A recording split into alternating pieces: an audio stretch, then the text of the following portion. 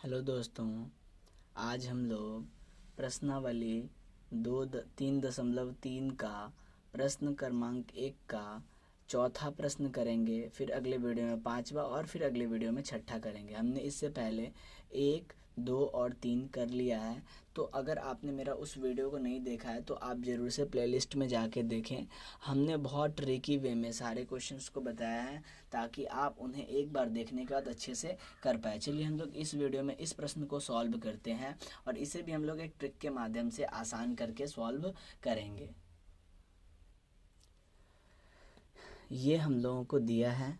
चलिए इसे हम लोग आगे सॉल्व पहले कर लेते हैं। इसे हम लोग डायरेक्ट समीकरण 1 समीकरण 2 नहीं बनाएंगे, इसे हम लोग आगे भी सॉल्व करेंगे। देखिए 0.2 को आप लिख सकते हैं 2/10। ठीक है, x लगा है, हम लोग लगा लेंगे x। जोड़ का चिन्ह है, हम लोग देंगे जोड़। 0.3 को हम लोग लिख सकते हैं 3/10। y लगा है, y लगा लेंगे। 1/3 को हम लोग लिख सकते हैं 13/10। ठीक है, तो सभी के बटे में आ गया 10। अब सभी के बटे में 10 आ गया तो या तो हम इसे कैलकुलेशन में सभी के बटे में रखेंगे या फिर इसे हम लोग सभी के बटे से हटा दें, तब भी हमारे समीकरण में कोई फ़र्क नहीं पड़ेगा, आंसर बिल्कुल सेम आएगा। तो हम लोग आसानी के लिए क्या करते हैं कि सभी के बटे से 10 को हटा देते हैं और लिख लेते हैं समीकरण। तो 2x + 3y बराबर, ऊपर वाले को आपको लिखना है, बटे वाले को हटा देना। ये हो जाएगा आपका इक्वेशन फर्स्ट। ठीक है, अब तो समीकरण हो गया आसान। ठीक इसी प्रकार 0.4, 0.5 और 2.3 को हम लोग क्या लिख सकते हैं वो देखते हैं। 0.4 को हम लोग 4/10 लिख सकते हैं, इसको 5/10 लिख सकते हैं, इसको 23/10 लिख सकते हैं। और इसका फाइनल आंसर क्या मिलेगा? 4x + 5y बराबर 23। और समीकरण 1 और समीकरण 2 हमने बहुत आसानी से बना लिया। देखिए सभी के बटे में 10 है तो इसे हम लोग कैलकुलेशन में सभी के बटे से हटा लेंगे ना, तो कोई फ़र्क नहीं पड़ेगा हमारे इक्वेशन में। ठीक है, हाँ अगर किसी एक के बटे में हटाते, 2 के बटे में हटाते, 1 के बटे में रखते तब फ़र्क पड़ता है, लेकिन हम लोग सभी के बटे से जब हटा लेंगे तो कोई फ़र्क नहीं पड़ेगा। अब हम लोग देखिए प्रतिस्थापन विधि क्या होता है, समीकरण 1 से आपको हल करना होता है। तो हम लोग लिखेंगे समीकरण 1 से। समीकरण 1 से देखिए आपको समीकरण 1 में या तो केवल x या तो केवल y का मान निकालना है। x का मान निकाल लेंगे तो y का मान निकलेगा, y का मान निकालेंगे तो x का मान निकलेगा। चलिए हम लोग केवल x का मान निकालते हैं, तो रखेंगे 2x। आप किसी का भी निकाल सकते हैं, y का भी निकाल सकते हैं, तो इसमें कोई बहुत बड़ी चीज़ नहीं है। 2x बराबर 13 है तो हम लोग लिखेंगे 13। और देखिए ये प्लस का 3y है ना, यहाँ पे प्लस है तो यहाँ पे कर देना आपको माइनस, प्लस माइनस, और 3y ज्यों का त्यों आपको लिख देना है। आपको निकालना है केवल और केवल x, तो हम लोग यहाँ से निकालेंगे केवल x बराबर, ये ज्यों का त्यों लिखेंगे और बटे में क्या लिखेंगे 2। क्यों? क्योंकि x जो है 2 के साथ गुना में है तो यहाँ 2 में आ जाएगा, और इसे बना लेना है आपको समीकरण 3।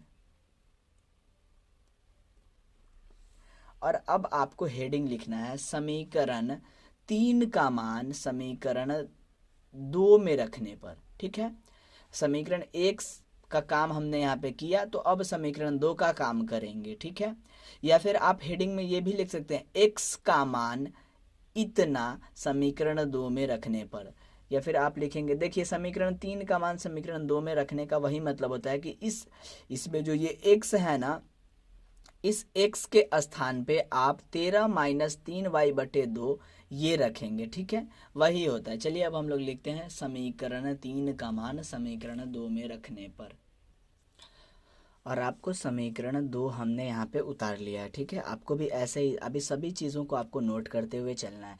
देखिए समीकरण 3 जो है उसमें ना हमें x के स्थान पे इतना पुट करना है, यानी x के स्थान पे हमें समीकरण 2 में ये पुट कर देना है, क्योंकि ये x के बराबर में है। जितना x का वैल्यू है ना उतना ही ये 13-3y/2 का वैल्यू है, ठीक है। तो हम लोग x के स्थान पे 13-3y/2 रखेंगे। तो देखिए यहाँ पे तो पहले 4 है तो हम लोग लिखेंगे 4, ठीक है। अब x के स्थान पे हमें रखना क्या है वो देखते हैं। तो x के स्थान पे आपको 13-3y/2 रखना है, तो हम लोग लिखेंगे 13-3y/, ये 2 जो है वो हम लोग लिख लेंगे। चलिए उसके बाद क्या है प्लस, तो हम लोग लिखेंगे प्लस 5y है, हम लोग लिखेंगे 5y।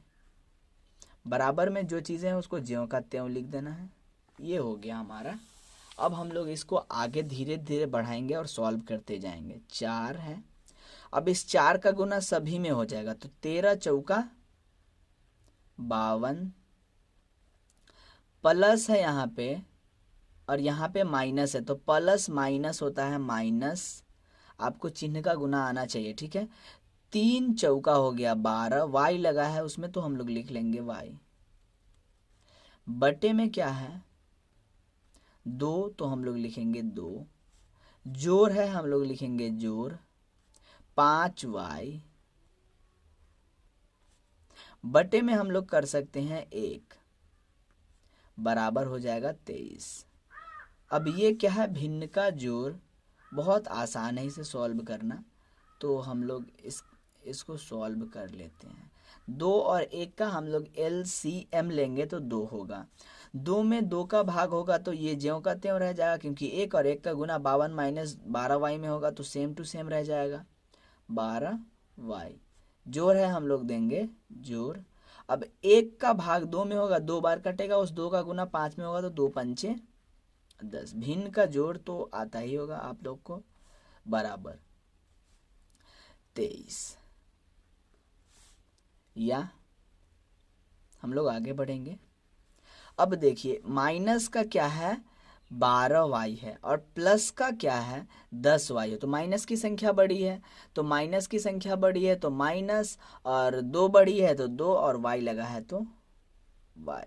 और ये 52 प्लस का है, लिखेंगे प्लस का 52, बराबर। बटे में इस 2 को हम नहीं लिखे हैं, बटे का मतलब है कि ये क्या है भाग में, तो बराबर के इस तरफ हम लोग लेके जाएंगे तो ये गुना में हो जाएगा, तो ये हो जाएगा 23×2, ठीक है। आगे बढ़ते हैं हम लोग।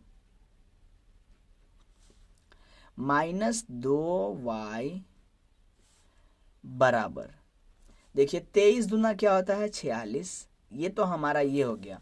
उसके बाद ये प्लस का 52 है, इधर लेके आएंगे तो ये बनेगा माइनस का 52, प्लस का माइनस, माइनस का प्लस, ठीक है। आगे हम लोग सॉल्व करते हैं। -2y बराबर, अब माइनस की संख्या बड़ी है तो -46 और 6 52, 6, तो माइनस का 6, इसको आप घटाएंगे ना तो माइनस का 6। देखिए जो बड़ा होता है ना उसका चिन्ह, और जितना बड़ा होता है उतना ही लिखना होता है, ये जोड़ का सही नियम है, ठीक है। तो ये हो गया हमारा माइनस का 6। अब क्या है माइनस से माइनस कैंसिल, अब 2y बराबर 6 है। आगे सॉल्व करते हैं।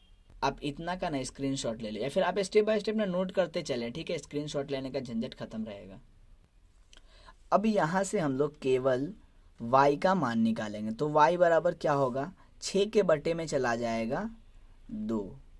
6 के बटे में 2 क्यों, क्योंकि y के साथ 2 गुना में है तो इधर आएगा तो बटे में। अब 2 तिहाई होगा 6, तो 3 मिलेगा y का मान, ठीक है। अब आपको हेडिंग लिखना है, अब y का मान 3 समीकरण 3 में रखने पर, या आप तो 1 में भी रख सकते हैं, 2 में भी रख सकते हैं और 3 में भी रख सकते हैं, लेकिन 3 में रखने में ज़्यादा फायदा है, क्योंकि 3 में जब आप रखेंगे तो वो बहुत आसानी से x का मान दे जाएगा, ठीक है।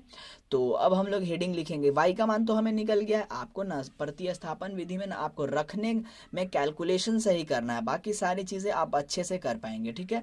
अब y का मान 3 समीकरण 3 में रखने पर, और ये है आपका समीकरण 3, ठीक है। तो आपको समीकरण 3 लेना है और उसको सॉल्व करना है। x बराबर 13 के स्थान पे आपको 13 रखना है, ज्यों का त्यों। माइनस है हम लोग देंगे माइनस, 3 है हम लोग देंगे 3, लेकिन y के स्थान पे आपको क्या रखना है 3, तो गुना है y तो 3 में गुना में लिख देंगे। 3 y के साथ गुना में है ना, तो 3 के साथ 3 गुना में हो जाएगा, बट्टे में 2 है तो हम लोग लिखेंगे बट्टे में 2। आगे बढ़ते हैं। x बराबर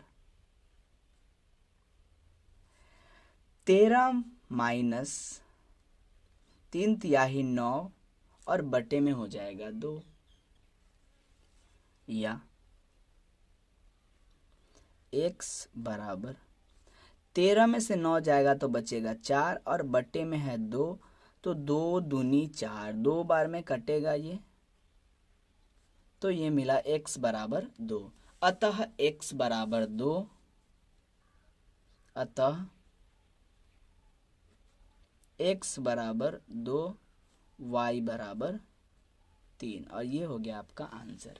तो प्रतिस्थापन विधि से हमने एक्सरसाइज 3.3 के प्रश्न क्रमांक 1 का चौथा प्रश्न हल किया है। अगले वीडियो में हम लोग 5वां प्रश्न हल करेंगे। तो चलिए मिलते हैं अगले वीडियो में, तब तक के लिए धन्यवाद।